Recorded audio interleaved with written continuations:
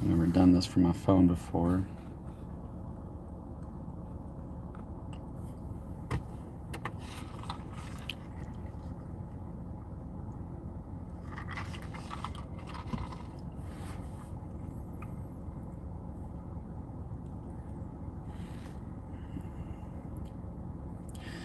So guys, I figured I would do a live stream and just give an update for anybody that checks this out later. There's no one watching right now, but I'll go ahead and start talking just in case somebody starts to watch this later. So recently, we got hit by a storm in Oklahoma. Hey, what's up, The Future? What's up, Chef Corrado? How's it going, guys? How you guys doing? I've never done a live from my phone before, so this is probably like the first live where you're actually like seeing me talking. Hey, Sergio, how's it going, guys? How you guys doing? I need you guys to help me make some money, man. You tell me what you guys are making money on in crypto right now. But Oklahoma got hit by like some storms, like all the sirens went off, and the state of Oklahoma basically got hit by a tornado, basically. The winds were like 90 to 100 miles per hour, and it just wrecked everything, trees down, people dying. We haven't had power for 4 days. I mean, we're fine, right? It just kind of sucks not having internet and electricity, It tore my roof up, it tore my ceiling up, and I had to repair that yesterday. So we repaired the ceiling, we repaired the roof. I heard SafeMoon is a pretty good one. Good to see you. What's up, Sean Coons? It's been a long time, man. I remember you, though. I remember you helping out with the SafeMoon live streams and helping us find the right websites and stuff. It's good to see you guys. So yeah, actually, I did have a video for a project that I was going to cover, but I just have been down. My internet's down, so I can't. My power's out. I don't have AC. I got 4 animals in there. There's heat warnings outside right now, so I was kind of like staying in my car and going to my fiance's mom's house. And do you have water? We do have water, yeah. So like worst case scenario, you're not going to die. You can drink tap water. Sir Burns, what's up, man? How's it going? Are any of you guys still into SafeMoon? Are you guys into different projects right now? Just accumulating, man. Focusing on VeChain. Okay.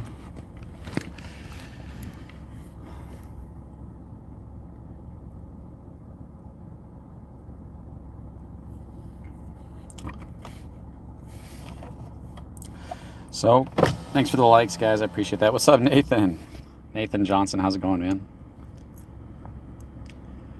We have hurricanes down here. I was east of the wall for IDA. Okay, yeah. So like if you do hurricanes, then this is just normal for you, right? But we're not used to this. This was a severe destructive thunderstorm, and this almost never happens. I've been in Oklahoma a long time. This has never happened. It was like a rare freak event where the tornado sirens usually almost only go off if there is a actual tornado happening, but now they were going off because the storm was going to be so intense. And so it was 90 to 100 mile per hour storms that happened was basically just like getting hit by a small tornado. Are you saying that you're going good night, Nathan? Is that what you're saying? VeChain has train record and shows promise for the next bull. Look into it. Yeah, I'll check it out. One of the projects I'm supposed to be talking about that you guys can check out, I don't know if you guys know DeFi Mark. We're friends, and he reaches out to me occasionally and tells me about projects that he's working for that he believes in. And so there is one, I do have a link for it. I guess I could use where I can make money if you use the link. I'm just being real with you, just being upfront with you. And it's actually like an interesting project where they're combining like, I think it's like a coupon saving, like they're taking like something that already exists, but incorporating crypto into it that I believe is like crypto saving or something like that. And so it's called Lemino. If you guys want to check it out, I don't have my link with me right now, but if you want to look it up on Twitter, you'll find it. Lemino. It's like Lemino. And I need to make a video on them, but my internet's been down, my electricity's been down. I know it's still really hard, and my heart goes out to those having a hard time due to outages and injuries to people. Storms are dangerous. Glad you're good. Thanks, Sir Burns. Yeah, I appreciate that. I mean, honestly, I'm fine. That's like, I just had to repair the roof and repair the ceiling yesterday, and that part was annoying, being up in there working on the roof or whatever. But I'm good. It's for anybody who's like disabled or has like medical conditions. That's who it really sucks for. People that have kids. That was an accident. LOL. How do you feel about Mark Surge tokens and what's going on with EGC? Evergrow Coin is probably going to be releasing. Like I know that they're going to have Luna Sky like very soon, and they have Luna Sky, they have Atlas Wallet, and it just kind of comes down to, will these utilities and marketing be enough to get any momentum to get Evergrow to, to go on another run or to create passive rewards. I feel like there's only two things that it can do, because if it goes on another run, then it'll at least provide an opportunity for people to take profits who are in it. But that's kind of like hoping that other people buy in so that we can just sell with Evergrow. And I think the idea is that you hope that it would do so well that it would consistently be, it would create some type of utility that constantly has passive income coming in that makes it worth just holding as opposed to just selling your bag. That's what Evergrow's aiming to do. I'm not saying it's going to do that. I still hold Evergrow. I bought a bunch of Evergrow. Probably for me, I don't know, did you guys check out Vitreous? Did any of you guys check out Vitreous?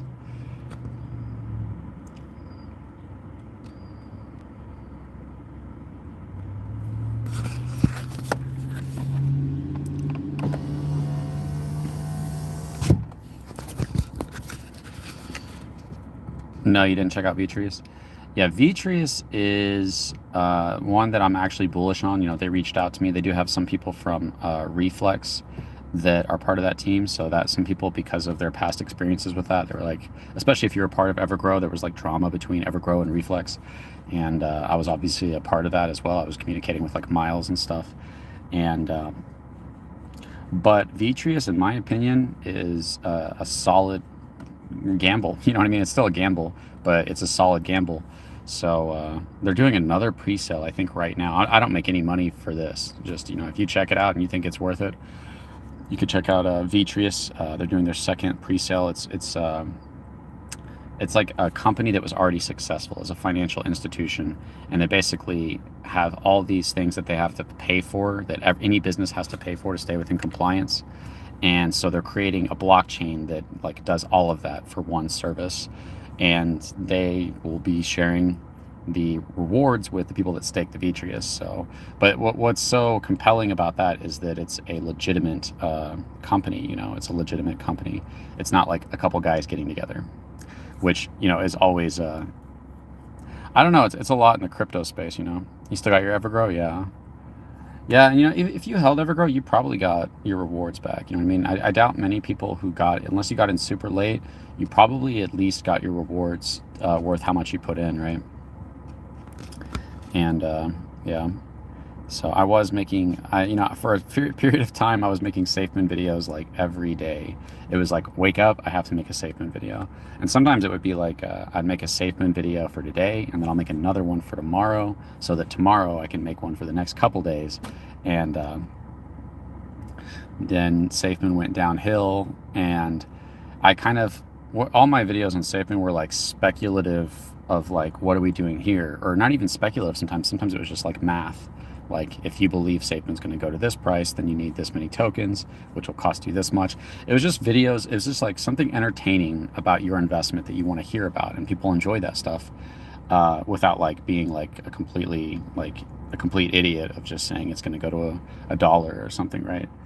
And then all the bad stuff started to happen, and so I was just like, well, I can't keep talking positively about this project until these things get reconciled. And obviously they never did. Things just kept getting worse and worse, so I wasn't able to. And then that's like what I built this channel off of. And the SafeMoon hype and drama, yeah, I know, dude. It was fun. It was fun to be a part of. But it was like, I built this channel off of it, and that's why people watch me. People watch me because I talked about SafeMoon. And so a lot of people aren't interested in watching me talk about other things. That's totally fine, understandable, I don't take it personally. But now I have this channel that has like 13 to 14,000 subscribers that is like, what do I do with this channel? Do I keep trying to make crypto content? Do I try to tell you guys about good projects, Yeah, and you can make an argument that like I talked about Evergrow through this channel. I told a lot of people found out about Evergrow and made a lot of money because I talked about it on this channel, and that that shows that, there's still good use for it. I still used it for good and was able to demonstrate a good cause with the channel. So it was 8 days old when I got Evergrow. Heard you talking about it. That's awesome, man. Yeah. If there's any millionaires out there from Evergrow that want to hook me up, that would be awesome. I'm like running out of money. With my ad revenue for making videos every day on SafeMoon, I was able to make enough to pay the bills. But now I'm in this situation where I'm like, I can't make enough, but I'm trying to continue doing what I'm doing, and I'm trying to keep getting better. Like, if you compare my videos for my early days, I got like 1,000 times better. Like, I know a little bit of what I'm talking about now, and the editing, I can make all different styles of videos that are very interesting, and I try to figure out like what is important to the investor as far as understanding, which is why I would like go and study Swap and Evolve or like any of these things, and then I'd go make a video on it so I can bring value to it.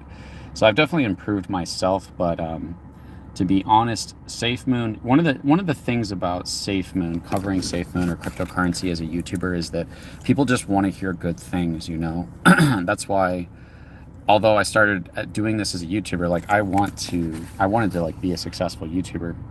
And it might go to your head where you think, oh, I'm getting a lot of views, I'm getting a lot of subscribers. It's like, well, yeah, you're talking about something that people want to hear about, and people want to hear about SafeMoon going to the moon. It's not like they're watching you for you know what I mean? They might a little bit, but they're mostly watching you because you're talking about how they might be rich one day.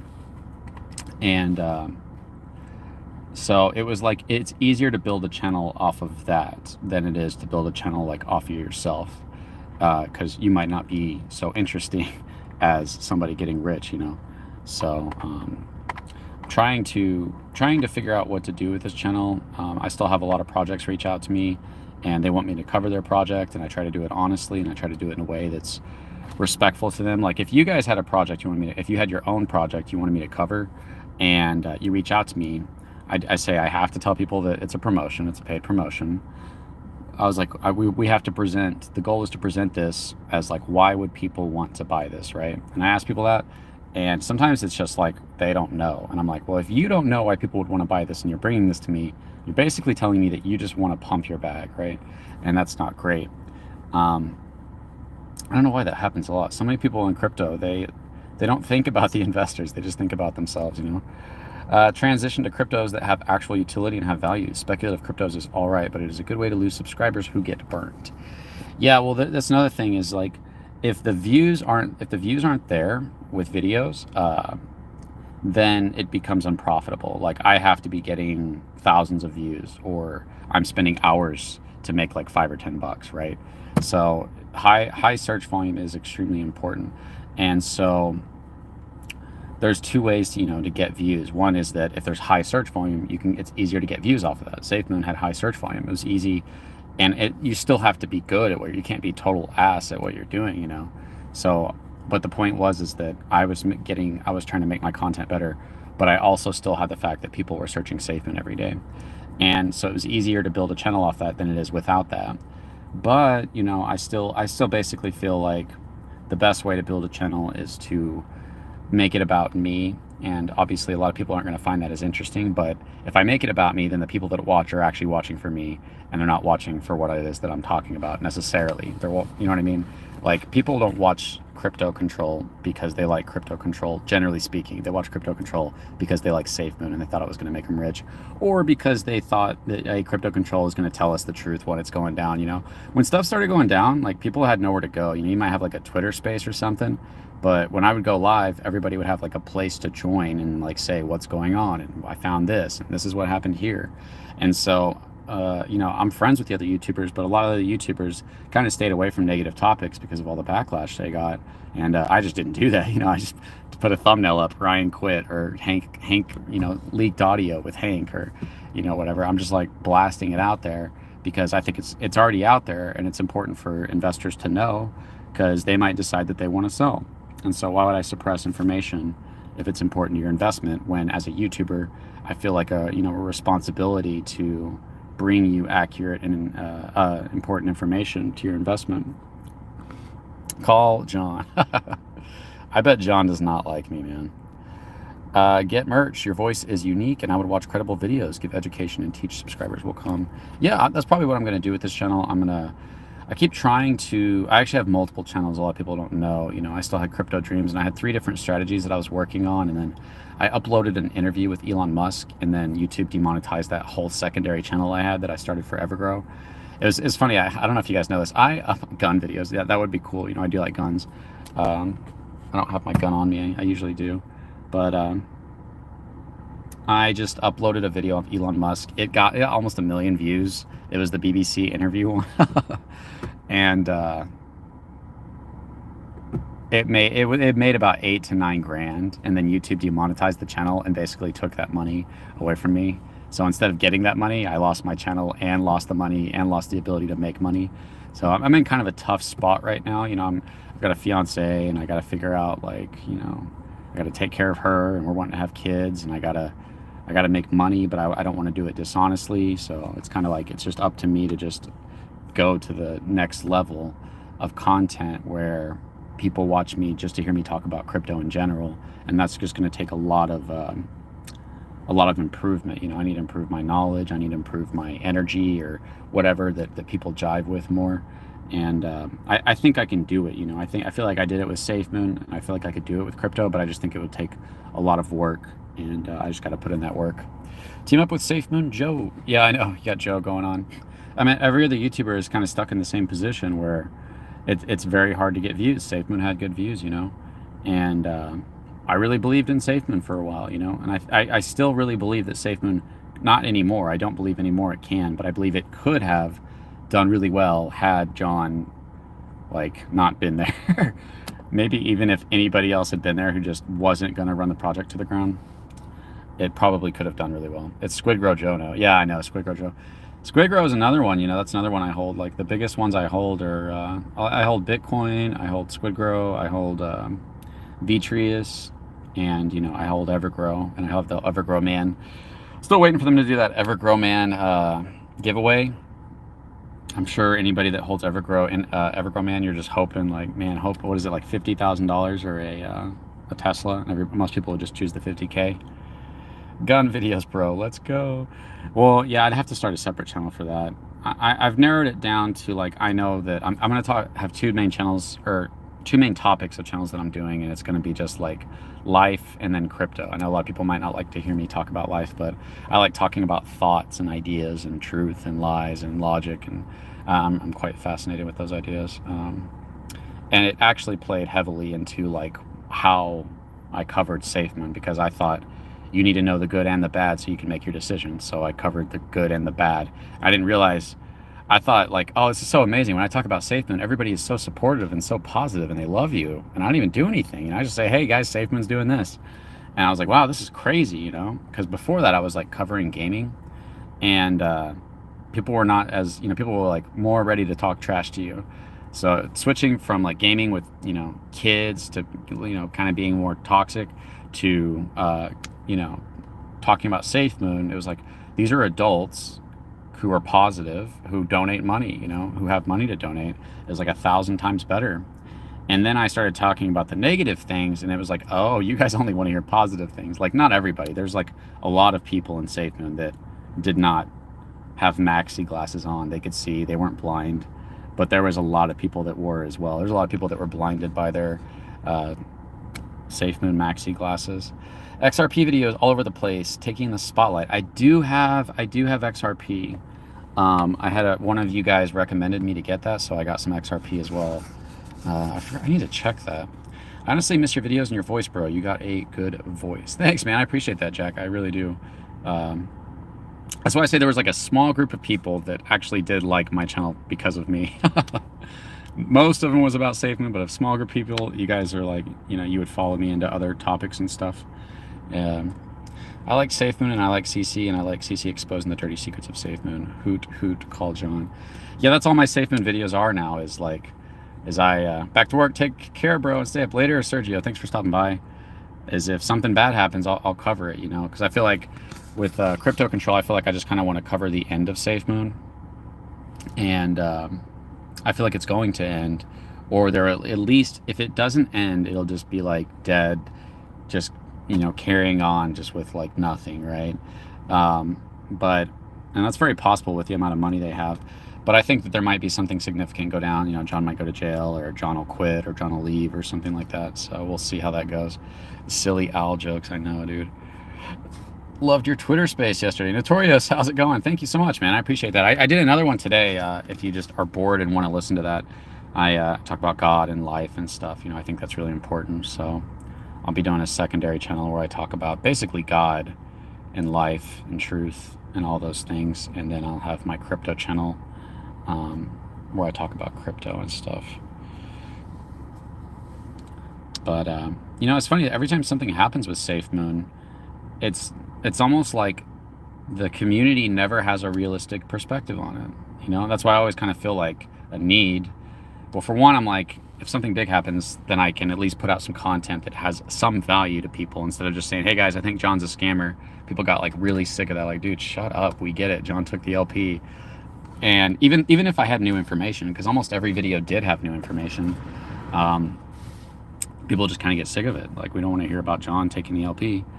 And I'm like, okay, that's fine, I guess. Now I'm really leaving. Real quick, create a channel tracking the SafeMoon whale who left project early on. That'd be interesting. I'd probably just stick with this channel since it's like so SafeMoon heavy. But I still have projects reach out to me and I cover them. I covered Prompt Coin. That was like one of my last videos that I put a lot of effort into, and those are some like really cool people. I still want to kind of do my own crypto because I think that I understand the psychology of what would cause a crypto to do well, and I understand that scamming people is not the way to go. If you make a good coin that does well for a long time, then you've done what it is that everybody wants a coin to do. So, and I think I could do that.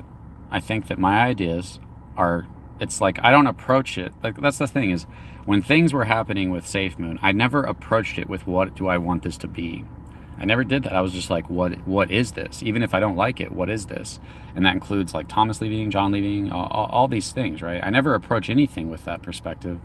And for me, it's the same thing with crypto. I don't approach crypto with what do you want it to be. I approach it with what is it actually.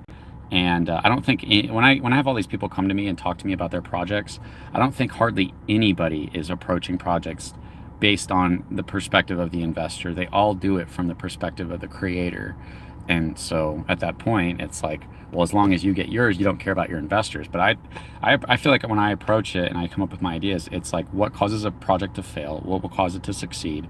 How do you structure it so that it works off of the main things that cause a project to fail and succeed? And that would obviously include buying and selling and holding. And the more that people hold, the better the project's going to do. And the more hype it gets, the more hype it gets. It's just like a effect. So the more you can convince your whales to hold, and the more you can mitigate the effects of selling, then especially if you can build something for people to actually look forward to that's actually real, like not just an idea, even though ideas like, I'm sorry, that's like a secondary tangent, but I feel like it's easier to scam people in this space than it is to make a good project. It's easier to just lie people, tell them that some idea is going to be super amazing and huge. Everybody buys into it, and then you scam people. I feel like because of what people want in the space, it's easier to do that to them than it is to actually create a real project.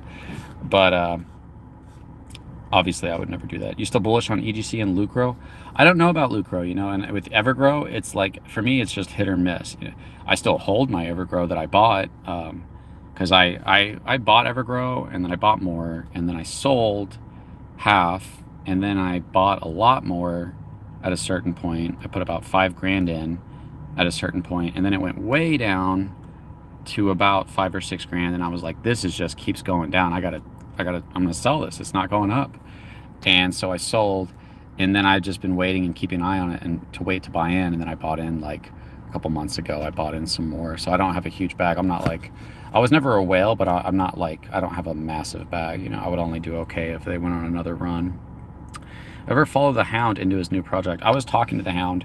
Me and Fudhound were actually supposed to be doing a video and going over, what he went through with SafeMoon, and going over his new project that he's always talking about, Dion or Dion, or however you pronounce it. Dion, I don't know how to pronounce it. And I need to reach out to him and see if he still wants to do that, because yeah, I think it would be good for people to know. I think people really, there was a time where the Hound was like, he seemed like the one guy that was getting things done at SafeMoon, and me and him, we kind of connected in similarities. Like, we both think similarly in certain things, like especially when it comes politically. Me and the Floodhound are like spot on. Like, we both are extremely, we're conservative, and we don't trust the government. We don't trust, all kinds of things. I don't want to get my channel banned, man. You can't even say stuff without getting your channel banned on here, even if you're talking about crypto. But we're cool on that. And I think he also just like recognized that I try to maintain respect, and I think that he liked that as well. Because you go into those Twitter spaces early on, and a lot of those people were not, like, a lot of the spaces that were the spaces were just extremely unprofessional, like people just talking trash. And it was like, this, surely we can have a better place than this. And so I started doing Twitter spaces for a little bit, and I started getting huge Twitter spaces. I started having some of the biggest Twitter spaces for a little while, because I would keep it more professional and let people talk. But people also like that drama as well. People also like somebody getting up there and like cussing out Thomas, and sometimes that made for really funny moments. But I was just kind of like, the information's too important to be messing around right now. When you have them on the stage, you don't want to waste that time. You have to get the best, most important, crucial questions out right now to get the answers for the investors and for yourself.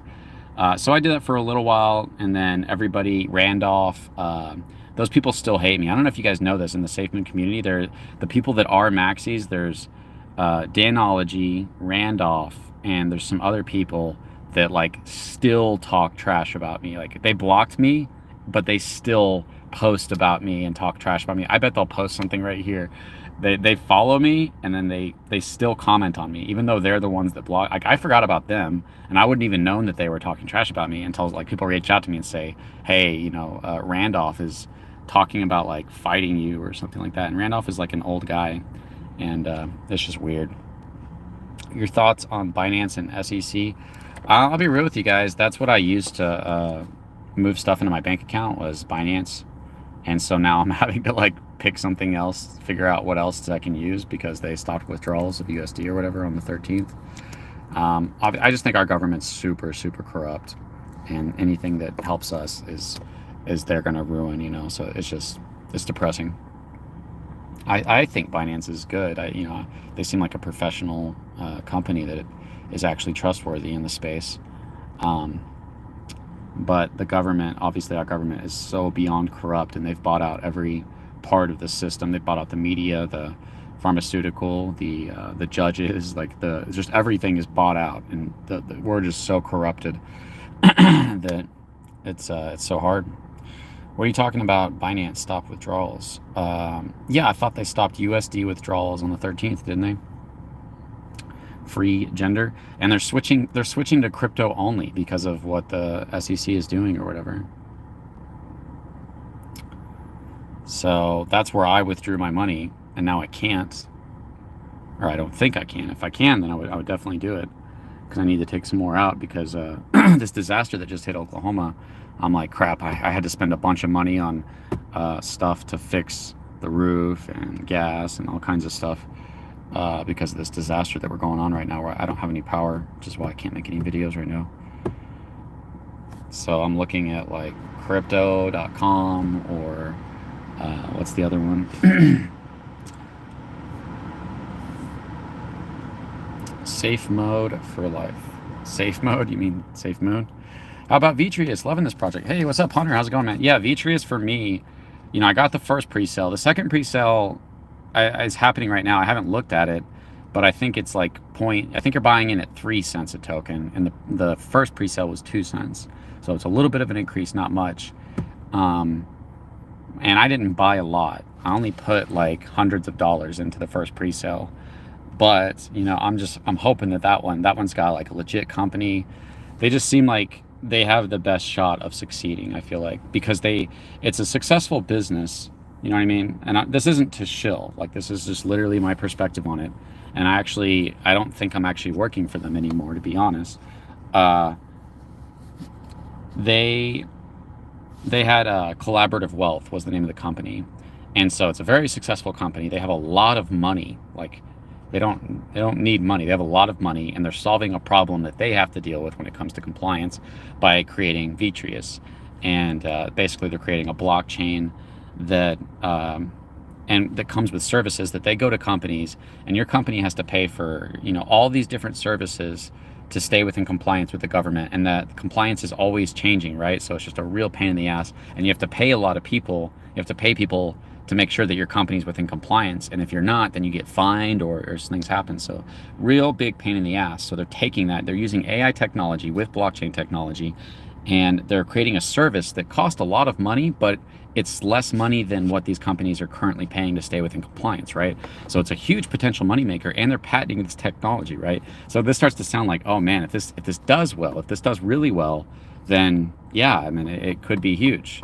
And so, whenever and I'm just being honest with you. Whenever I think about like, holy crap, I need to make some money because I'm either gonna have to go back to work, or I really need to step up my game on YouTube and crypto. But whenever I think about Vitreous, I'm like, that one has potential to do something for me once they get everything up and going, and it might take them a little while, but that one definitely has potential. Thanks, Jack of all trades. Smash that like button for our brother CC. Thanks, man. I appreciate that. All crypto exchanges in the United States will be maybe legal, except for the NASDAQ. Moo. We will PS. I'm pulling that out of my behind, but watch it become true. Yeah, I was thinking about that. I was like, what if they made it so that there was no way to get money into your account because you have to go through an exchange, and exchanges have to work with the government. So it's like, I don't know. That could happen. That would really suck. People would be very upset if that happened.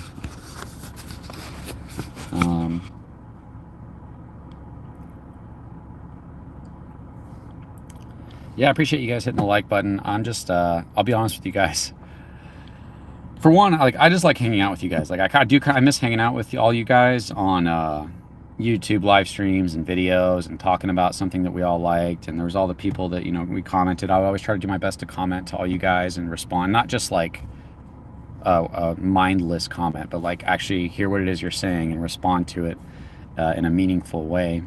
And yeah, I just kind of miss connecting with you guys. And so it's kind of nice to do something like this every once in a while. But I'm also I have nothing to do. I fixed my roof. I fixed the ceiling. I do need to fix the ceiling in the garage because half my garage caved in because of all the water that was coming through with the storm. But we're waiting for the power to take out the drywall and then put up the new drywall. It's not a huge deal, right? It's just like measuring and cutting and then nailing it or drilling it to the wood. So it's not hard to do. It's just it takes time, and it's super hot. We're all under a heat warning. Like, it got crazy out here. I don't know if you guys know this. Like, the storm came through. It knocked out the power. The power's been out for 4 days. We ran out of ice. People don't have ice. We ran out of gas. People are having trouble finding gas. There's like 100,000 people left without power, and I'm one of them. And like, I'm fine, I'm not trying to be one of those like drama queens. It's like, oh God, we need power to survive. But I can't get to work. This is like the work that I can do is like live stream, or I could record a stupid video of me talking with zero editing, and I could post that to YouTube. But I don't know. I don't think people enjoy my face as much. I had some guy on Twitter tell me, he said, ugly ass gets no bitches is how he described me. I was like, thank you, man. Awesome. Thank you for that, bro. Hope you make it big, bro. Also get that work done to your house, man. Take care and have a good evening. Thank you, Jack of all trades. I'll catch you later, man. Thanks for stopping by. Has the new tax stop SafeMoon burn feature pretty much? Oh, yeah. That's another thing. That's another good point to talk about. I mean, other than outside of that part of the SafeMoon tax, because the tax went from, what was it? I don't even remember. In the last one, it was 2 to 3% was burned. And now it's 0.25% that's going to burn. It would take such an amazing increase in volume for reflections to matter or for the burn to matter. And no problem, Hunter. Thanks for stopping by, man. And yeah, that's where I was like, my last video was like, reflections are dead. And nobody's going to talk about that. That's why I also kind of feel like it's good to go back and make videos like that for the people that are searching SafeMoon. And they'll go, reflections are dead. Why does he say that? And then they check out the video and they go, damn, reflections are dead. You're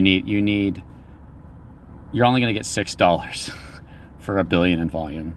And 1 billion in volume is nowhere near happening, you know, for 1 million tokens. $6, you know, there's no way to even like try to make that sound like a real deal, you know, like a real dream. Before, with the other tax before, it was like that could actually be a good thing. If you could get $1 billion a month, you could make, you know, depending on every million tokens you had, you could be getting $50 to $60. That if you get 10 million tokens, that could be $500 to $600 a month in SafeMoon, but you also have to sell it as well. So to go from that to 6, it's like there's no way to be hype about that, but they were being hype.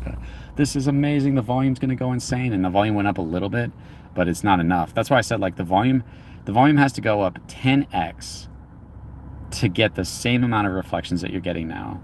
And it went up a little bit, but as soon as it goes down, now you're going to be getting even less reflections than you were getting before. Free Gender says thank you. Yeah, I was just kind of hanging out, so don't feel like you have to stay or anything. I figured I'd start this and talk about whatever it is you guys want to talk about, and I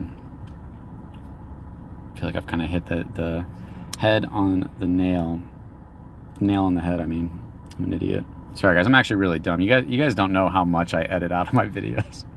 I have the rough. If you guys watch SafeMoon Joe does everything in one take.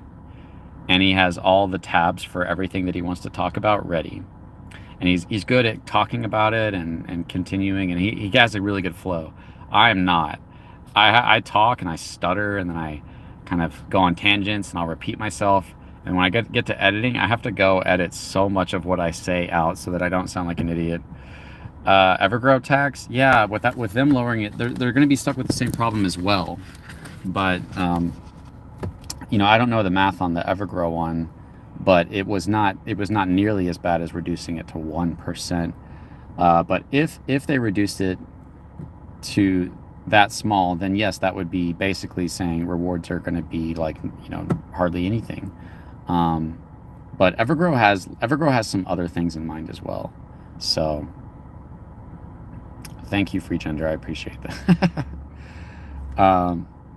And another thing is that they can always increase the tax. Like if Evergrow starts to get big, they could be like, oh, if we can increase the tax, you know, maybe not all the way back to 14%, but, you know, maybe to 7 or 9 or something, so that you can get those rewards coming in again. That's love, CC, mad respect for you. Damn, you have a lot of work. Sheesh, wish I lived near. I'm good with all that stuff. Yeah, it doesn't bother me, you know, because like I kind of feel like something huge is going to happen in the next couple of years because of the Trump election. I think potentially something massively bad is going to happen. And part of that in my mind is that what would happen if they cut the power? That's all they have to cut is the power, and then we lose all our food basically, and then we lose our you know, our internet, our ability to kind of connect with other people. If you can't charge your phone, you can't charge this. Everybody gets gas. We start running out of gas. What if you brought down the infrastructure of America? I don't see that as that unlikely. So I kind of feel like what I'm going through right now is just a little taste of what could happen in my lifetime. And some people, they treat you like you're crazy if you think like that. And it's like, do you not know that there's times in the world where huge things like this has happened? I still think we're going on another bull run, though. I don't know about you guys. I think we're going to go on another bull run, and I think we're going to see at least 100K on Bitcoin. Well, what do you guys think? You know, I think we're going to see 100K, and so, well, we're at like 29K right now. So you could see, you know, 3 to 4x of whatever you have in Bitcoin right now, only at 100K. I personally think it would go beyond 100K, but there seems to be a lot of big corporations that are getting into Bitcoin right now. And that seems to be, you know, a lot of signals that, hey, that if they're willing to put that kind of big money into it, they expect a big return, and it would just be about getting out before, you know, everybody gets out. And you might have to build a position. You know, you get 10 grand in right now, you could turn that into 30, 40 grand pretty easily. I feel like that's a pretty safe play. No, once SCE or BlackRock finalizes the Bitcoin EFT, they're going to take Bitcoin's price down to 11,600, and at that point buy back in for the long. I'd be okay with that, because I would buy a ton of Bitcoin at that price. I would buy a lot of Bitcoin if it went down to 11 to 10K.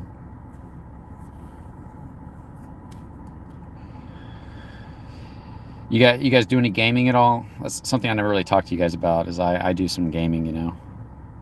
I used to play Fortnite but that game was too stressful, so I quit playing Fortnite. It was just way too stressful. I'm a competitive player, and I get stressed out. I play. I like scary games. I like Final Fantasy. I like um, Zelda, Mario. I play those games. I'm kind of getting tired of games lately. I'm kind of feeling like there's a better way to spend my time, but I still enjoy gaming. I don't think there's anything wrong with it. Jake Gentry, what's up, man? Says Safe Moon to the Moon. You still believe in Safe Moon, Jake? I don't even care. I don't care if you believe in Safe Moon. It's your money. Why do I care what you do with your money?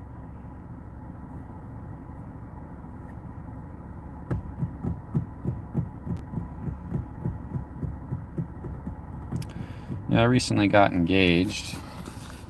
I'm sure you guys were wondering. Everybody was wondering. So I got this ring to propose to my fiance. And we're going to be getting married next year.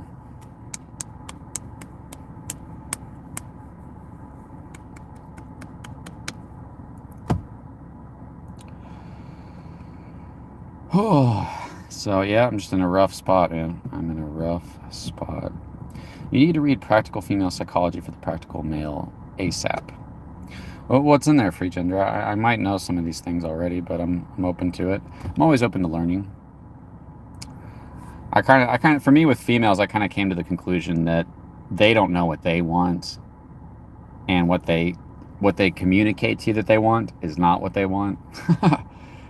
And so I watched a lot of people and learned a lot about that. And I'm not saying I'm good at it at all, but I at least understand.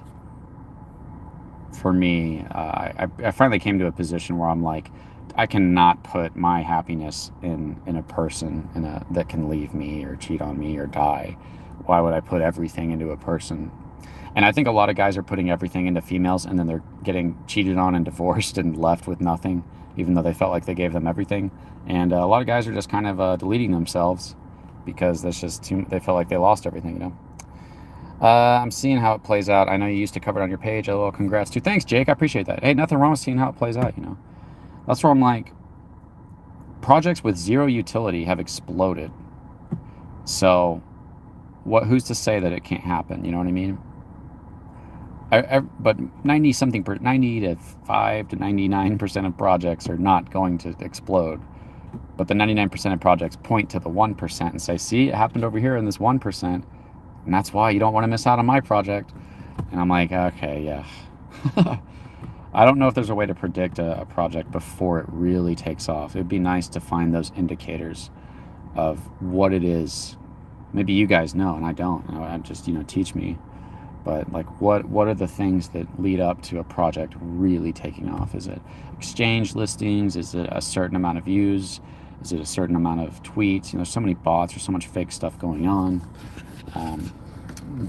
Specifically regarding, I guess, meme coins.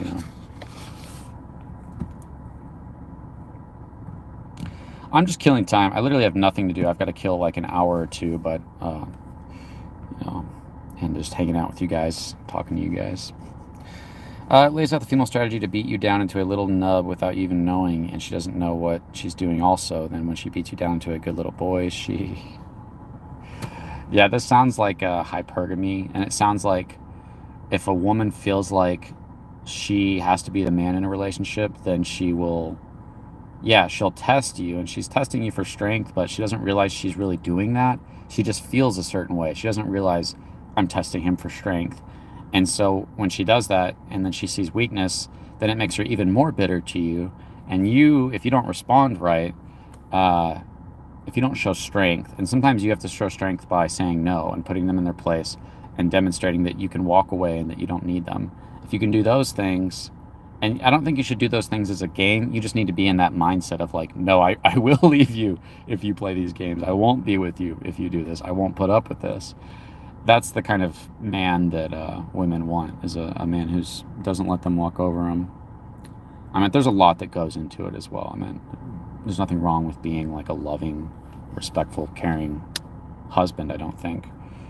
I've been into Render and Stargate lately. Render with AI and Stargate Layer 0 bridging. Layer 0 bridging, huh? Did you get a prenup? LOL for her protection.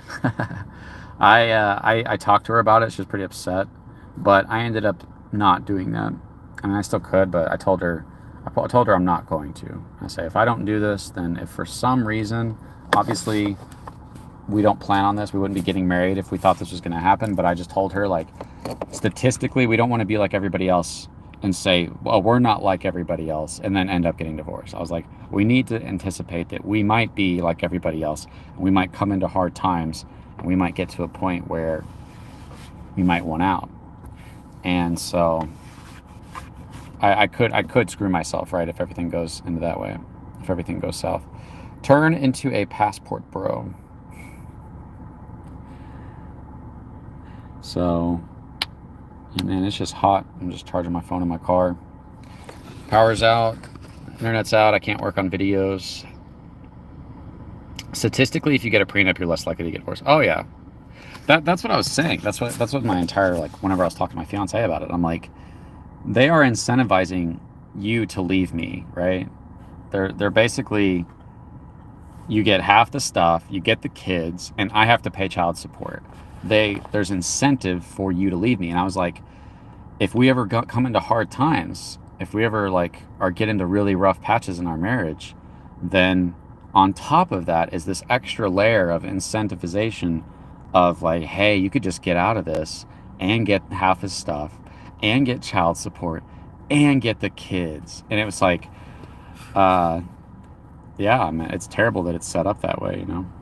There should be, if there's no physical abuse, the person getting the divorce should be the one who has to pay for it, and things should be equally split between the parents, the cost and the amount of time with the kids. It shouldn't come down to fighting over the kids and fighting over whatnot.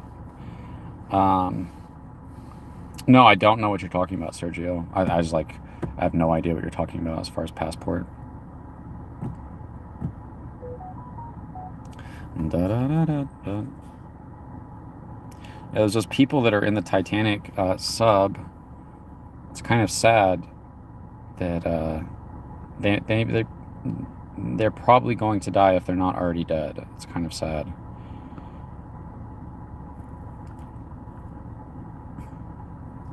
Sorry, I'm just working some stuff out of the way.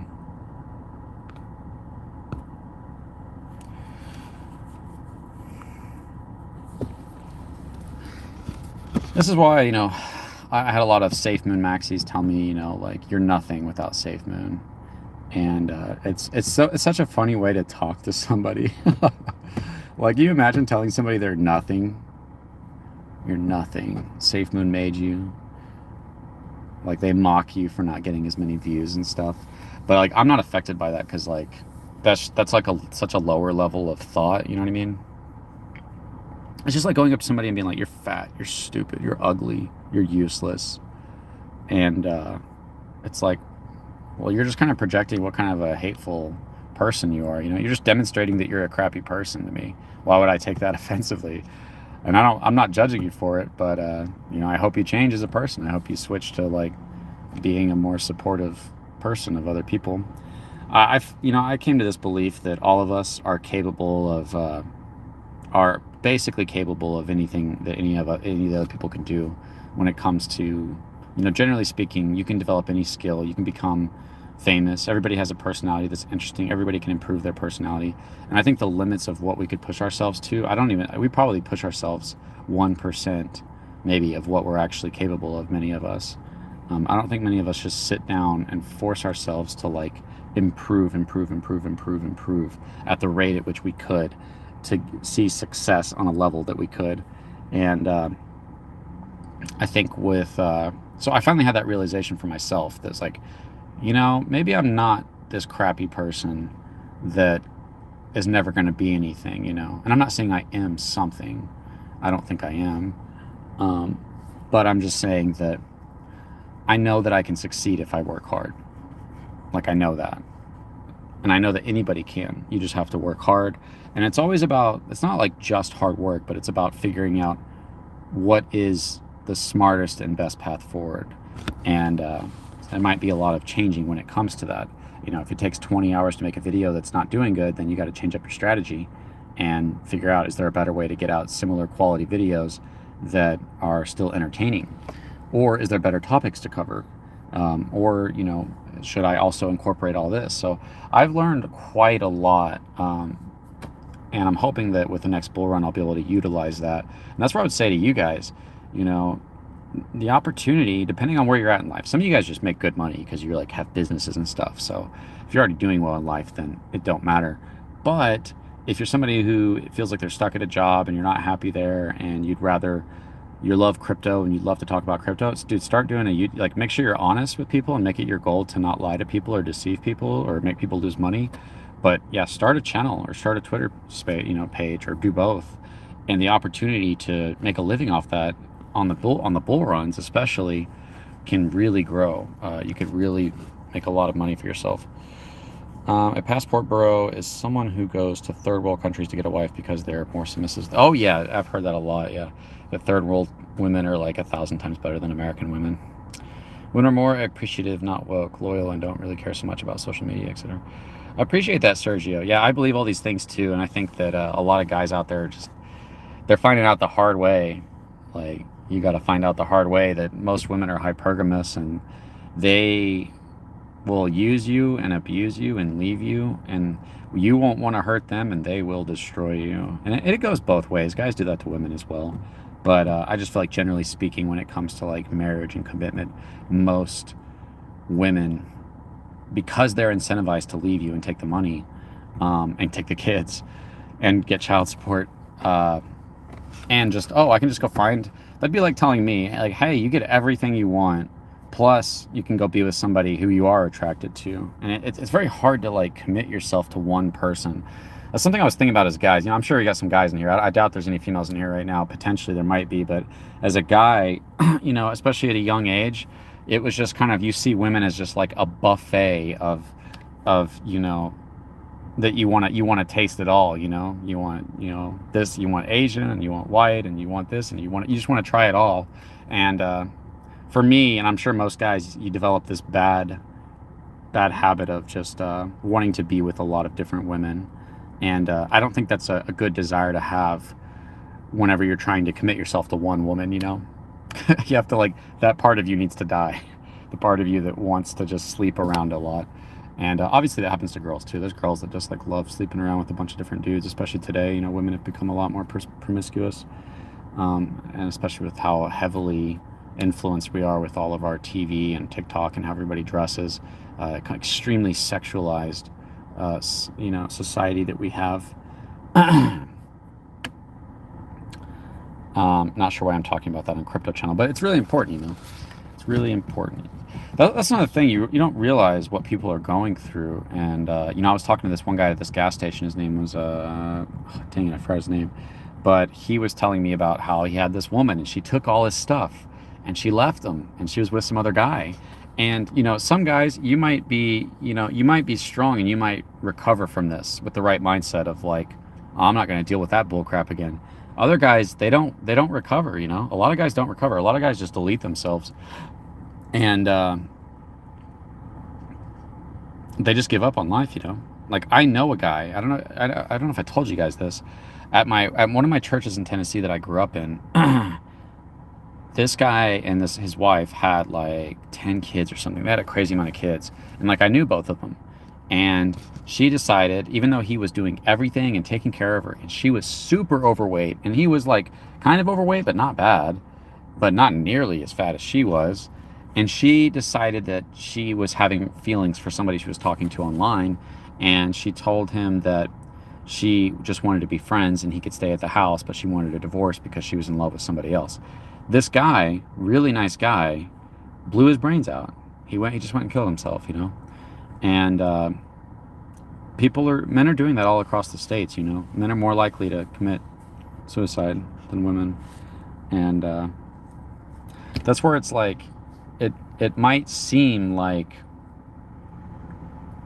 common sense to some people. Like, you have to understand hypergamy. You have to understand what women want. And you have to understand what a good woman is. You have to understand, like you said, the prenups and all these things.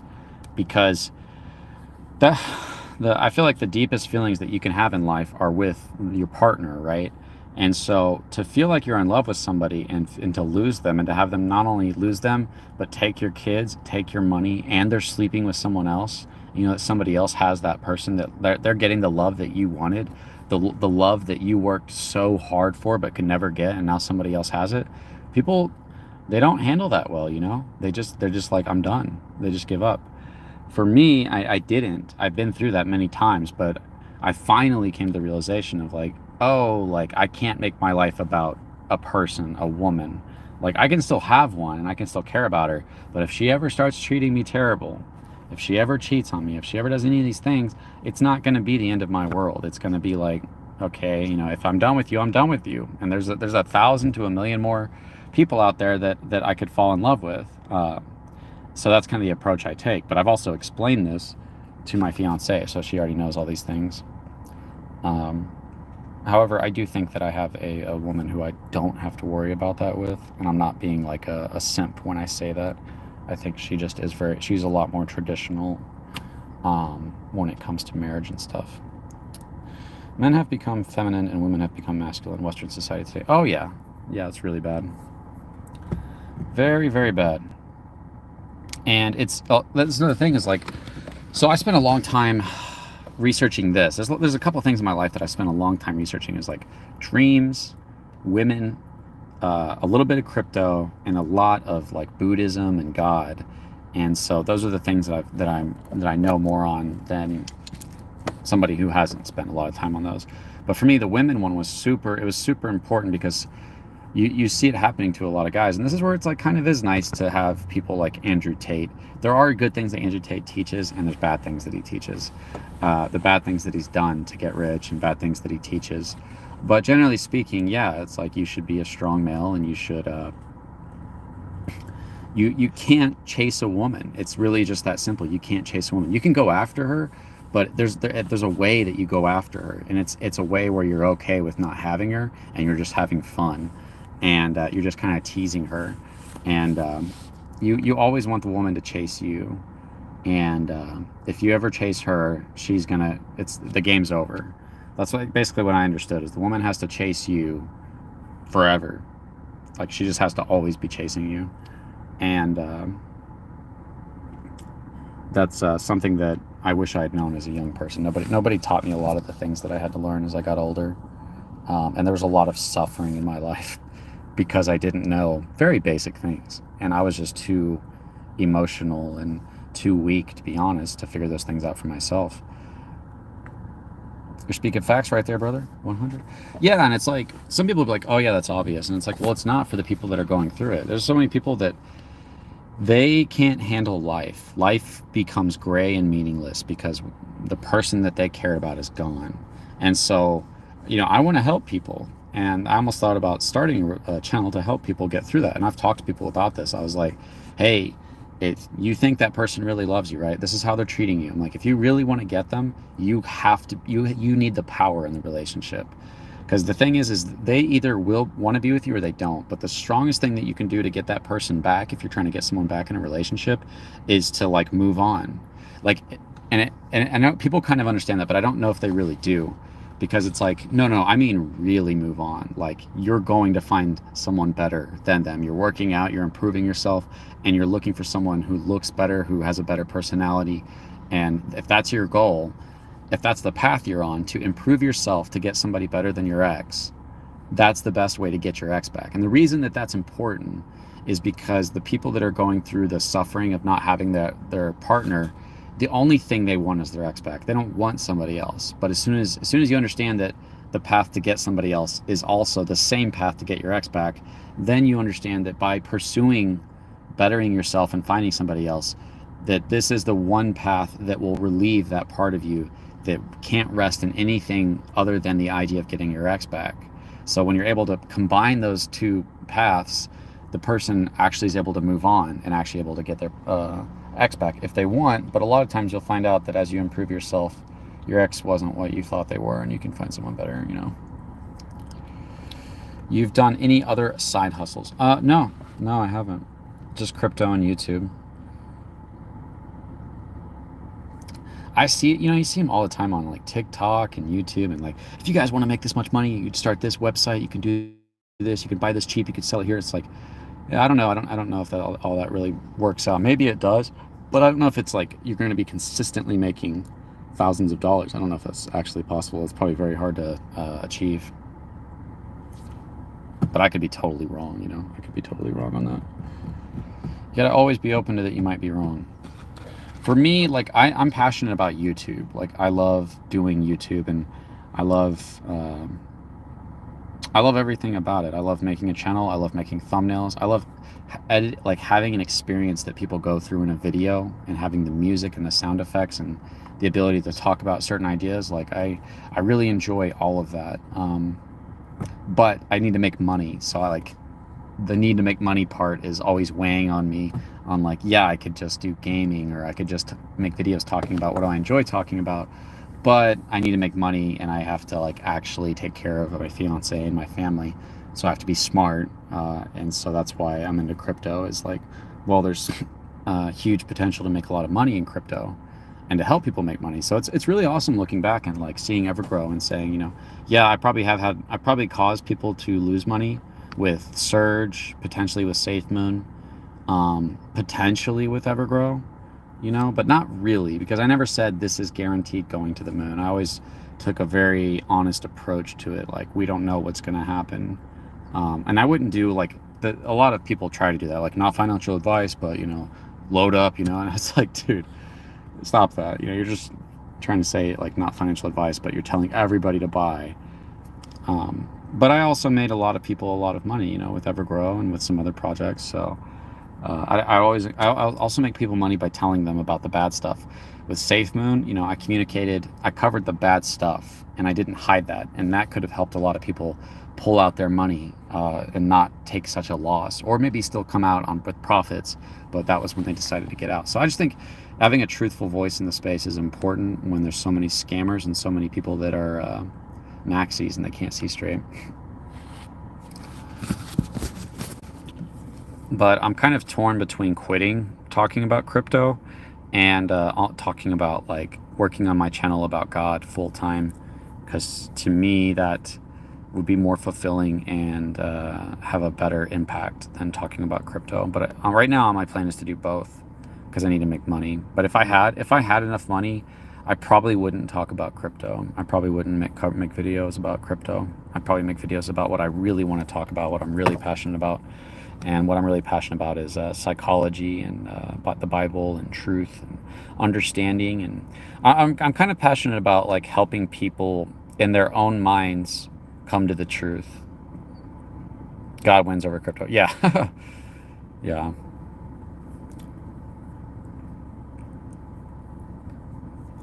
I mean, I like gaming too. Gaming's fun. I like playing guitar. I play guitar. I like making music. I make beats on my computer. I have a bunch of crappy songs I made. They sound okay, but you have to be like next level to make really good music on a Fruity Loops or whatever. My brother makes games, and I thought about trying to get into making some games with him. I really like horror games, and I have an idea for a horror game that we might work on. He's coming into town actually this weekend, so I'm actually going to be busy with him as well. But I do need to get some like videos out and stuff. I'm just hanging out chatting with you guys. You guys want to see something funny? This is a female hat that I bought today. I'm a hat guy. I'll shut up. I'll just be real with you guys. I got a little bit of like a receding hairline. I can kind of like cover it up if I push my hair like in the right direction. It's not like terrible with like some people, but it's not good. I got hat hair right now. But I have this female hat, and you can't tell it's a female hat, right? It's not like pink or anything. But I found this out today. If it's a male hat, the Nike symbol is in the center, and it's a female hat, the Nike symbol is in the left. But I realized that female hats fit a lot better than male hats. Male hats are like big and like don't fit my head, and female hats have this nice like thin, tight look to it. I don't know. Maybe you guys don't wear hats. Maybe I'm an idiot. Stop chasing money and find contentment, then the money will come. Yeah, I don't know. That's where it's like a weird thing. Like, I feel like you have to be real with yourself, right? Like, before I covered crypto, Sergio, I was covering gaming, right? I was covering Fortnite. I would get a lot of views. I was getting a lot of views, and I got about 14 to 16,000 subscribers, right?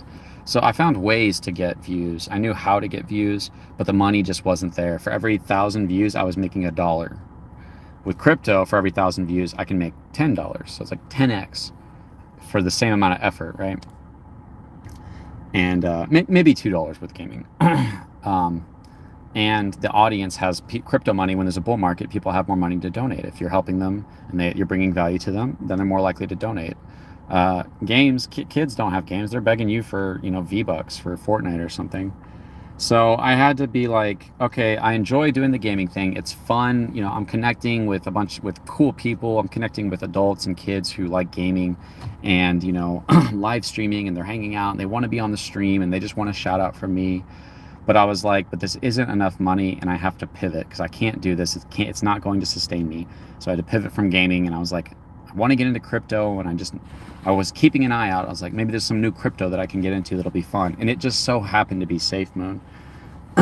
And I got into SafeMoon, and then I just kept getting better as a content creator.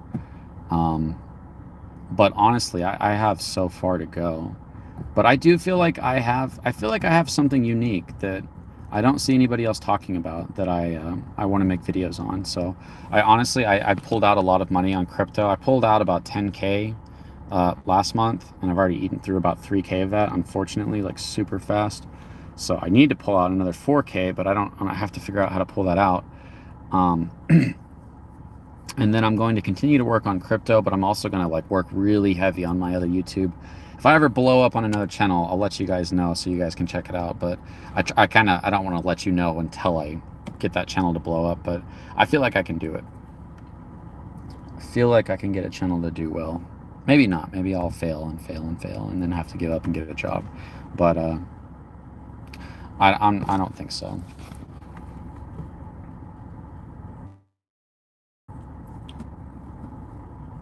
Go long on credible crypto. Yeah, like the best thing I could do would be to sit down for like weeks and just study crypto, like everything. I need to be very knowledgeable. I need to be able to like read news and know what's happening. I need to know charts. I have to be so knowledgeable, right? Because the more knowledge that I get, the more value I can bring. The more value I can bring, the better my channel is. And then the editing doesn't have to make up for my lack of knowledge or my lack of value from my knowledge. So I do need to, but part of me wonders, maybe God would rather me just work on my, spreading the message of truth, And I would rather do that if that was possible. If I could make a living doing that, just talking about God, I would rather do that. But I think it's going to be a mix of both. So I don't know. I need to just sit down, and crypto is so hard for me. It's like, it just feels like a bunch of scrambled things happening. It's just like you have regulations, and you have the SEC, and you have exchanges, and you have stable coins, and you have smart contracts, and you have blockchain, and how all those things work together. And you can't do this, and if you try to use this other app, then it's completely different, and this other swap, and you have to learn how swaps work. And it's just like, holy cow, this feels like an endless amount of information that doesn't feel all connected, and it feels like there's not a clear way to just go about learning all these things. Obviously, I know a lot compared to what I used to know. I used to know nothing. But then there's the coding side of things. It's like you don't even understand the coding. Other people, if you could go look at coding and go look at a contract and say, here's a potential exploit. This is bad. This isn't good. That's super valuable, right? It's just that most people that can read contracts make more money making contracts than they would making YouTube, right? No joke. Look into VeChain, currently at 0.016, all-time high at 0.24. Next bull should be 0.5 to $1. Okay. Did you own any crypto before SafeMoon? I owned a little bit of Doge, like $20 or something. SafeMoon was like first crypto, and I bought a book on like what is a blockchain. Like I had to read what is a blockchain so many times because I'm like, dude, what is a blockchain? And I don't even know if I still like understand it. If I was to try to explain a blockchain, like I could say all the things that I read, but that doesn't mean that I like really understand that it's like a program that exists on the internet. It's like another. I mean, I get that it's like you have your Genesis block and you have your validator blocks, and all the blocks are validating information at a super high speed. And if anybody tries to, hack it, then it has to be confirmed between all the different blocks, and so they'll know if somebody's trying to put in information that isn't the same. And there's different ways to verify a block, and you have proof of, I've read all those things, but it's a constantly evolving process as well. It's constantly growing. It's still like in its beginning stages, so it is hard to know. But I still do think we're early, and I still do think that you could potentially still be a huge YouTuber or influencer for good in learning all of these things and in being able to help people avoid scams and being able to give good signals of when a project has potential to take off, and to tell people like, hey, this has potential and I'm getting in. You don't have to, but I'm doing it. And if you can get good at that, then that's the best way to go. Walmart, Louis Vuitton, etc. utilize this VeChain technology. UFC is sponsored by VeChain. Interesting. I'll have to check that out. It's interesting. VeChain. Do you follow me on Twitter, Sergio? Are you on Twitter? Because it'd be interesting to just do a space where you could just explain it to me, so you don't have to sit there and like type. It's so much easier to communicate information with your voice than it is like type. Like, even if you're doing the swipe on Twitter. Not on Twitter. Okay, you should jump on Twitter, man. That's where like the crypto community is really at, is on Twitter, just so you know. That's where like the biggest immediate information, with tons of influencers, tons of scammers as well, right?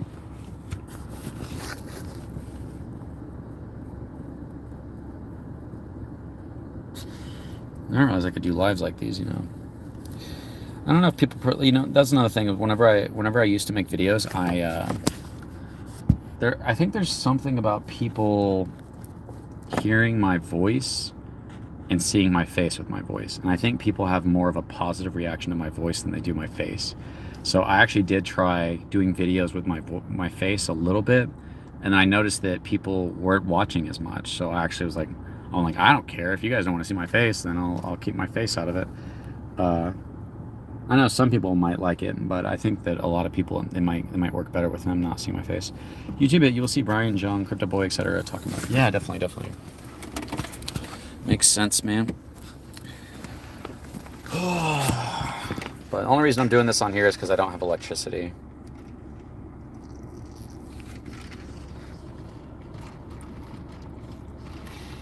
Yeah, I definitely do, Notorious. Based on everything that I've read, I think it's going to be a battle between decentralization and centralization. And I think the government's definitely, the CBDC or whatever, the centralized digital bank currency or whatever, I think they're definitely going to go to that because they can control that a lot easier.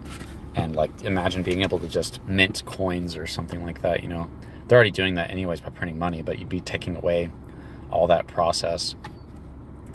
But I don't know. I think it's a battle between the power being for the people in decentralization and being for the governments with centralization, because even with this decentralization, you need a way to get that money out. And there's no way to get the money out to you legally unless it's done through a centralized process, which they control, which they're shutting down now. So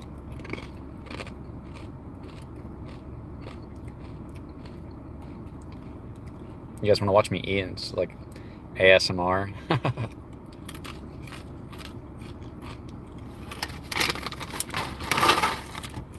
Trying to do a keto. So I got these things. It's basically like Captain Crunch, but it's apparently keto friendly. I'm trying to stay away from sugar. I get a little bit of sugar, but not like large amounts like before. Like you drink a can of Coke or a Gatorade and you get like 34 grams of sugar.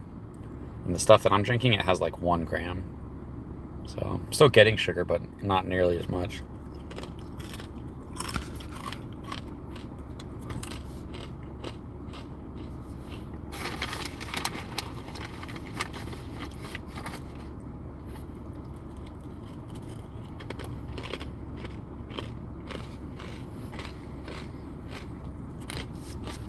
But I'm friends with Mark, I'm friends with a lot of smart people. And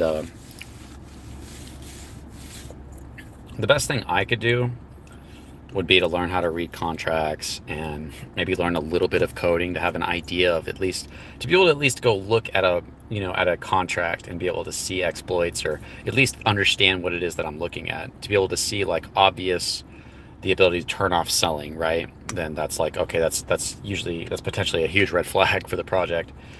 Stuff like that. There's a lot of room to grow, and I need to commit myself and make it happen. I'm just hanging out. You guys don't have to hang out, and you don't have to feel obligated. I'm just hanging out with whoever wants to hang out. Stick with top 3, study and preach. All other altcoins will most likely get shut down by SEC. You were great during the early SafeMoon days before their fall from grace. Yeah. Thanks, man. I appreciate that. Those was fun, dude. I mean, to be honest, there was a time where I was like getting burnt out. I was like, dude, I don't know what to make for SafeMoon. Every day coming up with something was rough. And occasionally it would just be like me reading some Reddit post. It would just be me winging it, and I could tell the views would not be great or whatever. But to try to make a video that does really well over and over and over again every day with the same subject is like really hard to do.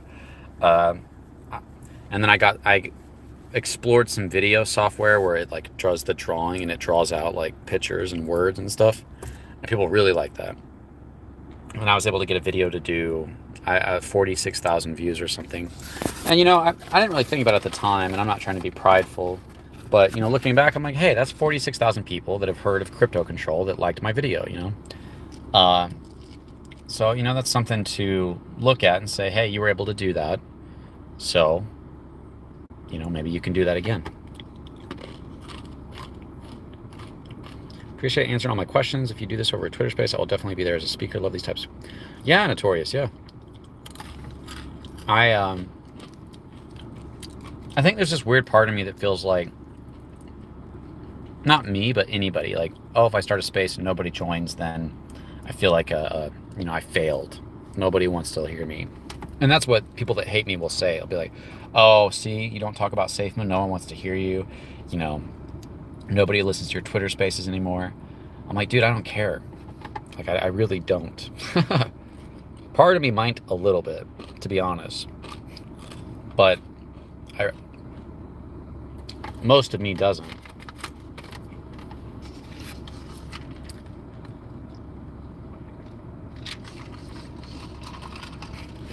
Yeah, but if you guys aren't on Twitter, I would definitely get on Twitter. For one, you can join spaces and actually talk to people. It's easier to network.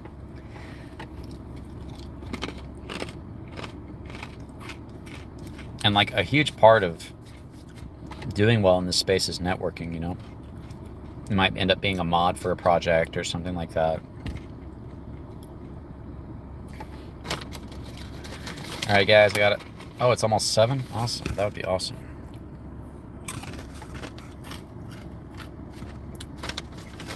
I'm just trying to kill some time before I have to go do some other stuff. So you guys can just watch me eat. Be ASMR.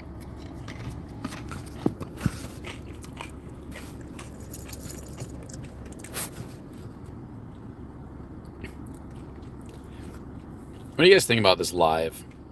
I feel like this is probably not as good as doing a live on a computer where I can show my screen and I can show charts and updates and information. I feel like that's probably more engaging than seeing my face. I don't have a great face either. It's a little bit droopy, a little bit. It's getting a little bit old.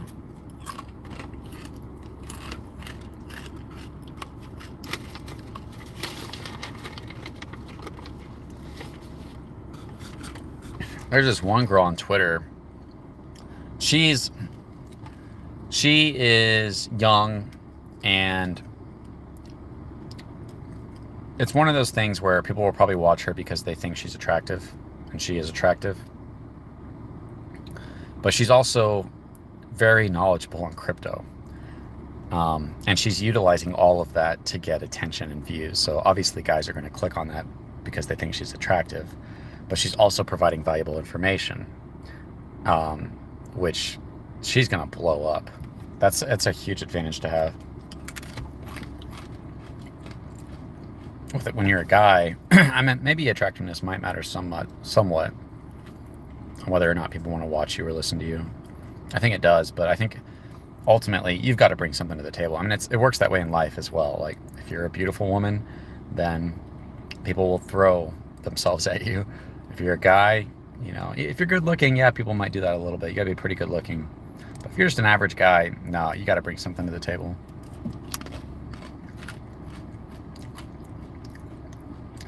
Tuning for Spartan. Oh, have a good one. Great hearing you again. Thanks, Spartan. Thanks for hanging out, man. I will have some more content coming out soon. So, from crypto to talking about God and life. Nice to see the other side. Yeah, Notorious. Yeah. You know, I have like health issues as well. I have like a chest pain. I'm having pain in my left arm and my chest, which is like extremely concerning. You know, I feel like I'm just gonna die. I have a heart attack.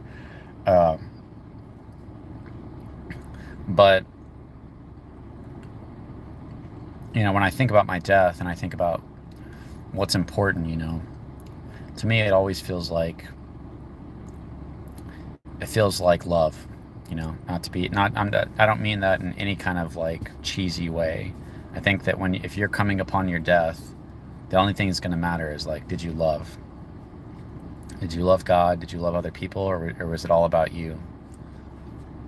And everybody loves the people that they care about. You know, it's easy to love people that your family or your spouse or whatever, whoever, your friends. But you know, that's where it would get into a whole conversation about God and Jesus and believing the gospel and being reconciled to God through faith in His Son. And I do think that that's the most important thing in life, and that's why I talk about it. And I'll lose followers and I'll lose subscribers by talking about that, but I don't care. I'll talk about it.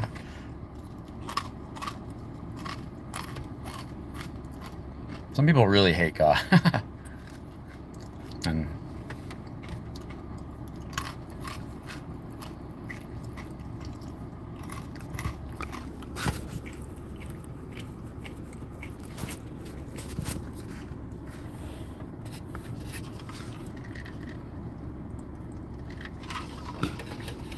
but I got to such an interesting point in my life. You know, I got to the point where I'm like, you know what? I love working out. I love improving myself. I love like working on my speech, my like everything that I can improve. I love doing that. And as I'm doing that, I'm feeling even better and better about life. I'm being more confident. I'm all of these things. And then I started having health issues that like stopped me from being able to work out. And so it's finally like, if I can just get my body if I can figure out what's wrong with me or get it to stop, then I'm going to work out and I'm going to be in good shape and I'm going to be super driven and I'm going to succeed. You know what I mean? I'm going to achieve the life that I want, you know? And I want to be a big YouTuber, not a famous YouTuber, but 100,000 subs, I'd be happy. I've hit 14,000 on multiple channels. I've hit 8,000 on one, 14,000 on another, 14,000 on another. And then only hundreds on a couple other ones. So, okay, I have to do 10 times better than what I've done. That's not hard. Or really 8 times, right? So 8 times 14. And I'll hit 100,000 subs, and that'll be pretty cool. Market/schedule your lives for a better turnout. You're right, Sergio. You're right. That would be better. Well, here's the thing. If I change the title to Safe Moon, everybody's going to show up. I could do that. I just didn't do that. If I change the title of this to Safe Moon, I bet a bunch of people would start flooding in. I'll try that, you know. Tomorrow, I might have to kill another day because I won't have any electricity. Tomorrow, maybe I'll try a Safe Moon live stream and watch. I've watched that one do a lot better. Because that's why people watch me. It's because it's Safe Moon.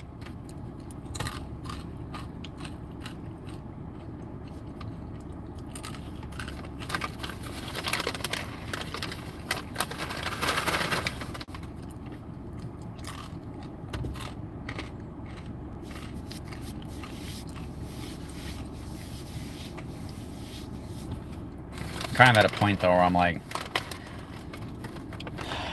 I just want to get a house. I just want to get a house and make my fiance, soon to be wife, happy and take care of my kids. And then I just want to full force focus on the kingdom of God. I'm going to try to do that right now, but I have to make money. You know what I mean? I have to make money. So I want to focus on preaching the truth. But I feel like it's my job to provide, for my family. So I really need to level up. And it could just be that my health goes south, and I can't control that. I mean, I can with what I eat, right?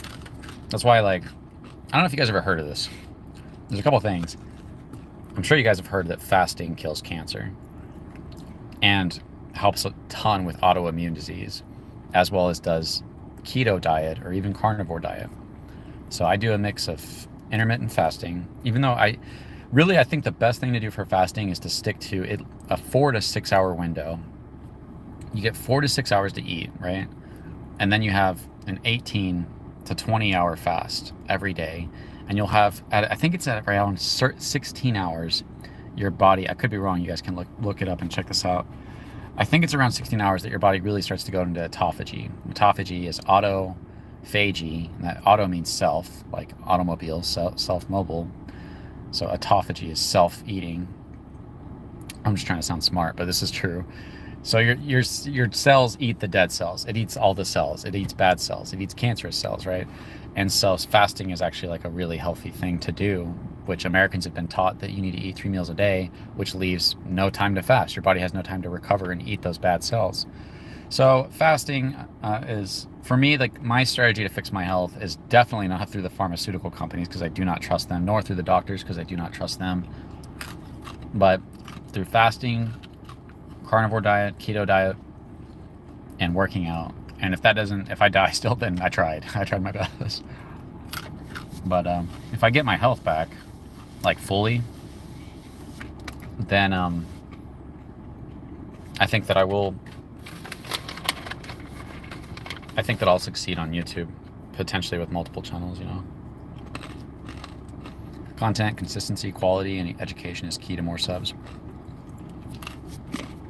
100%, Sergio. Like with Safe Moon, it was every day. Sometimes I think I was doing 2 videos a day, every day, 5 to 6 days a week, plus live streaming the AMAs on Sundays. And so, yeah, consistency definitely is huge. And for me, the 2 biggest things that have affected me in my journey on YouTube is my health, like chest pain, like bad chest pain. And that has been such a major setback in my life, where like I'm just trying to recover, and I've got like weird stuff going on with my esophagus and like my chest and my heart. I think I'm like dying. I've been going to the ER, waking up with my heart rate at 120, feeling like I can't breathe, like all kinds of bad things happening. And I'm just like, I can't focus on anything if that happens. Now my concerns, they go from like the cares of the world to like, okay, I just don't want to die. And I know other people are dealing with health issues and stuff too, and they go through that same stuff. It's scary. It's not fun. It's not fun to talk about. It's not fun to go through. Especially not fun to go through when you feel like, is this it? Is this going to lead to my death? Am I going to die? Am I slow? For me, I feel like I'm slowly getting worse and worse, and I'm like, I got to figure out how to stop this. And it's hard to stick to a diet. I really think that most of our health issues could be fixed by diet. If you take most people that are having health issues and you take out the sugar and the carbs, you put them on intermittent fasting combined with potentially actual fasting for 24 hours or more, maybe once a week or once a month, and you start getting them their electrolytes and the things that their body needs, and maybe a little bit of exercise. That I think that will start healing most people. Cardiac function tests, not recently, but I bet I would have something wrong. I should do tests, but I don't have any insurance right now.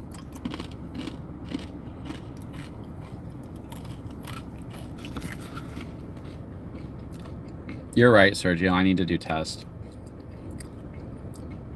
I did a bunch of tests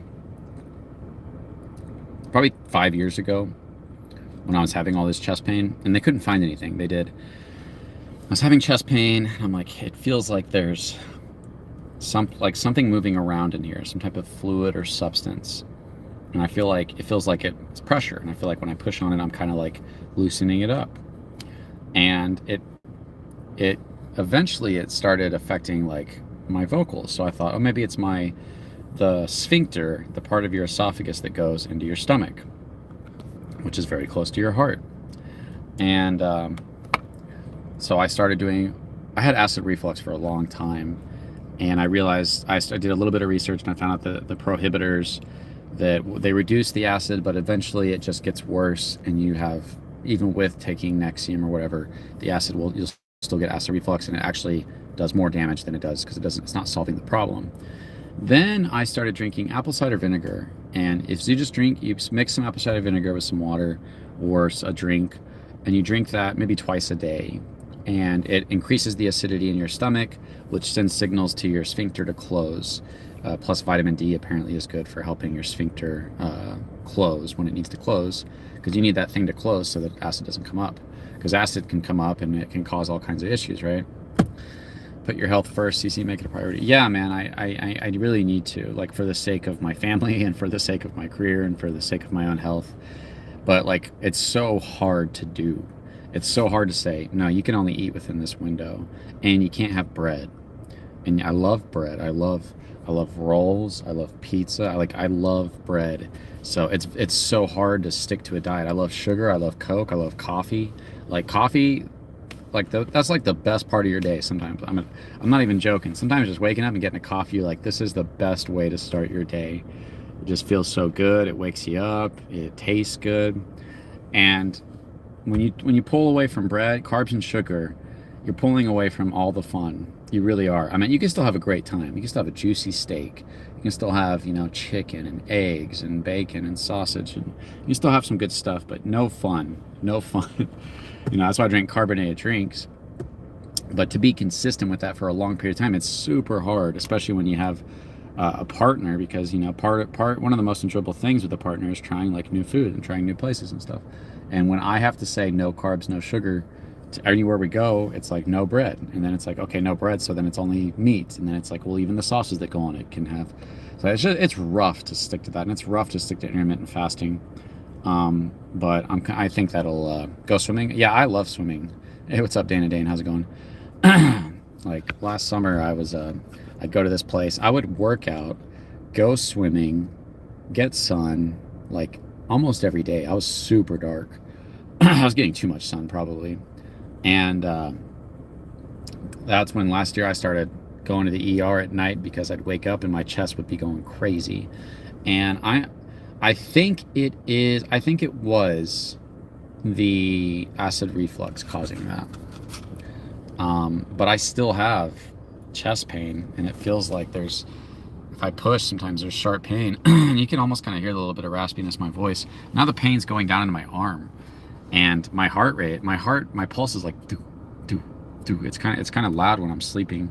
So I probably do need to get a bunch of tests done. I just don't trust doctors, Sometimes we're just here for a good time and not a long time. Choice is up to you to how we control our life journey. Yeah, for sure.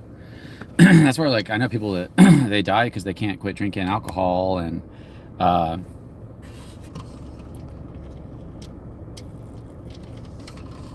can't quit doing drugs. A lot of people die because they can't quit eating sugar and carbs. It's like, dude, if you just changed your diet, you would probably fix yourself. I don't know if you guys saw Jordan Peterson and Michaela Peterson talk about how the carnivore diet like fixed their autoimmune disorders and fixed his gum disease, and they lost weight and they started gaining muscle even though they weren't working out. And it's like, holy cow, this carnivore diet. I was doing that for a while. Steak every day. Steak, medium rare every day, almost rare every day with some good seasoning on it. And some, what is it? Is it kosher salt? No, it's not kosher salt. It's Himalayan sea salt. And I use something called whiskey steak from Cabela's. And that's a real... the steaks I make, I don't know about you guys, but my steaks taste way better than the steaks you get at like restaurants. Some people die because they don't trust doctors. That's the Like, that's a lot more rare. So here's the thing is, like, some people do die because they don't trust doctors. That does happen. But generally speaking, doctors are not taught to figure out your problem. They hear what you are going through, and then they go, well, we can prescribe you this, we can prescribe you this. Oh, you have acid reflux? We'll prescribe you prohibitors. They lower the stomach acid. But the actual problem is a lack of stomach acid. So it stops the stomach acid, but then it affects your digestive system. And you come to find out that your digestive system apparently is like the heart of your body. It's like it affects your heart. It affects everything. Your digestive system is so important. And if you can get on especially if you talk about like your stuff getting backed up, right? Because of all the crap you're eating and everything. I'm not like an expert on this, but I from experience realize that just switching to intermittent fasting will do wonders for your body, giving your body a period of time to digest stuff and to eat bad cells and then have a meal, especially if you're having a good meal. This is why I'm convinced that if I can just really stick to this, I think I can heal myself. Farting owl. Farting owl with a P. I remember you, man. I remember talking to you. Michael Saylor, the Bitcoin bull run is coming. We're going to go on the bull run. That's where, like, I think the bull run's coming. I think there's going to be new cryptos that come out that are going to be like SafeMoon, not in the sense that they are scams, but in the sense that huge cryptos that draw in a large crowd and potentially draw in a bunch of people outside of crypto, right? That mass adoption we're talking about. It could be like SafeMoon brought in a ton of people that weren't into crypto. And it could be that, you know, especially anytime somebody makes money on it. Like when I made money, I go and I tell my family about it. And I told my stepdad and I told my mom, and they wanted to buy it. I told my cousin and she wanted to buy, and I helped them buy. So like that's just slowly happening. But especially when you make money, that gets people's attention. They go, wait, what? You made 20,000? You made 10,000? You didn't do nothing? You sold that? That's real money? You got that in your bank account? That's when people start getting into it. So, you know, this is the downtime, and I expect another bull run. I like your channel. My fan was just poking a little fun. Oh, you're fine, man. Yeah, it's a fair point. I just think that more people die from trusting doctors than they do from not, especially when it comes to like treating diseases. It's like drugs aren't going to do it. You need to fast. You know, occasionally a drug is the answer where it does help, or like antibiotic or something like that. But I think the real opportunities are, I'm just getting ready for them, you know, because if another project comes out that's good, I'm going to cover it, especially if it has high views. You know, if it has high views, then I can definitely be a YouTuber that gets views off of certain projects, you know, and be a voice of reason. I can help people not lose money. I can point out scams. I can cover the negative stuff as well as the positive. That's the only way to be like realistic. You have to cover the aspects that could cause the price to go up or down, which involves the negative stuff, right? So, yeah, I'm gonna go ahead and drive back, but I'll talk to you guys while I'm driving back. But when I get back, I'll probably end the stream here. Just kind of a hangout stream, chat stream. I appreciate you guys hanging out with me.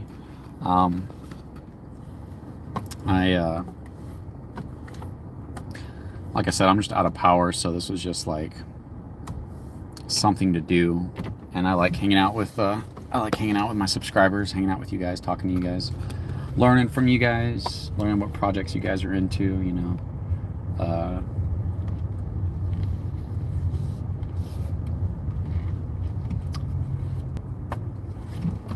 But I think this is a little more fun whenever I can show my screen, and I can show, like I said, websites, new projects, charts, information, Twitter. There's actually like things to look at. I don't know, you know. I know some things, but that doesn't mean that I might not make mistakes and not quite understand things. Because like, some people are going to like seeing your face when you're talking. Other people aren't. They're not going to want to see you. Or maybe my face is not, I need to smile more, and maybe that's more appealing to look at, you know. There might be small things that I need to work on, but I think that I kind of,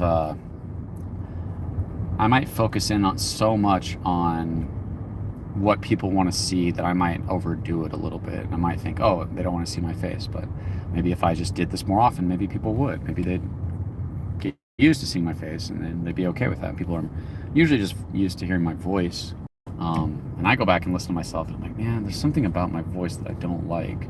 Something about it that sounds like whiny or something like that, and But I don't know. I'm just ranting while I'm driving right now.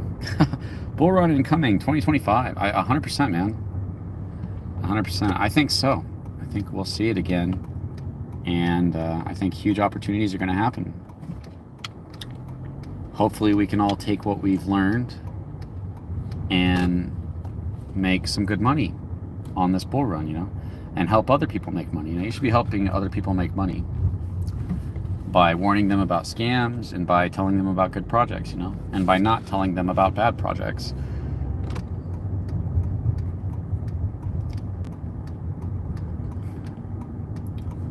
So,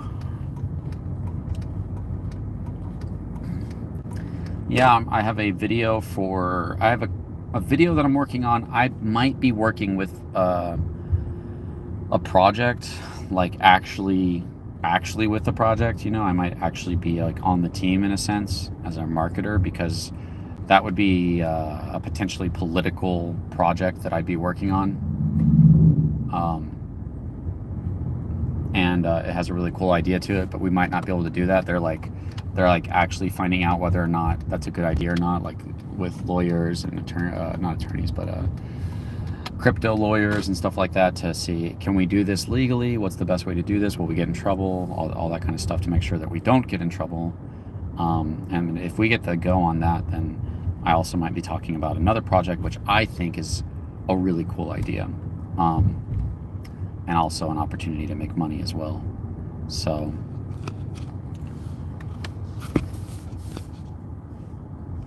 yep. Yo, CC back in action. What's up, on the go crypto? How you doing, man? Yeah, I mean, I'm not back in action. I'm just streaming from my phone because my internet's out. My electricity is on. Yo, my electricity's back. Hold on, guys. I'm so sorry. I haven't had electricity in 3 to 4 days, but I can see my light on, which means the electricity's on. That's like freaking amazing. I can't believe it's back on. I actually have to go, guys. I can't believe it's on. All right, I gotta go, guys. I'm sorry. It was awesome hanging out with you guys, but now I can go live stream on my computer if I wanted to, and I can go work on videos. It's been out for 4 days. It's been out since Saturday night. So, Saturday night, Sunday, Monday, Tuesday, it's Wednesday. It's been out for almost 5 days. I haven't had electricity, air, internet, nothing. And I go and I do the stream, I come back and I can see my porch light is on, which means the power's back on. And I know it's so dumb, but to go without power for 4 to 5 days in very hot weather is not the most fun thing. But super happy about that, man. Yeah, Oklahoma, man, we got hit hard with some crazy thunderstorm. But I gotta go, guys. I gotta make a phone call. I'm sorry, I would stay here and talk longer, but I gotta make a phone call to let my fiance know that she needs to do something real fast. So it was awesome hanging out with you guys, and I'll see you guys in the next video.